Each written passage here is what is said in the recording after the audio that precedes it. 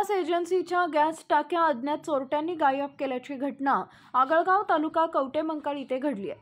समजलेली माहिती अशी की आगळगावमध्ये भारत गॅस एजन्सीचे ग्रामीण वितरक माणिक रामराव निकम यांचे मुख्य पेठेत दुकान असून त्यांच्याकडील 8 भारत गॅस एजन्सीच्या मोकळ्या गॅस टाक्या अज्ञात चोरट्यांनी लंपास केल्याची घटना घडली आहे। माणिक निकम हे 2 तारखेला संध्याकाळी दुकान बंद करून घरी गेले होते। काल सकाळी दिनांक 3 जानेवारी रोजी सकाळी 8 वाजण्याच्या सुमारास दुकान उघडण्यासाठी आले असता ही बाब त्यांच्या निदर्शनास आली। यावेळी त्यांनी तात्काळ कवटेमंकाळ पोलीस स्टेशनला ही माहिती देऊन अज्ञात चोरट्यांच्या विरुद्ध फिर्याद दाखल केली आहे। या चोरीचा अधिक तपास कवटेमंकाळ पोलीस करत आहेत। नवीन घडामोडींसाठी युवा पर्व न्यूजला सबस्क्राइब करा आणि बेल आयकॉन क्लिक करा।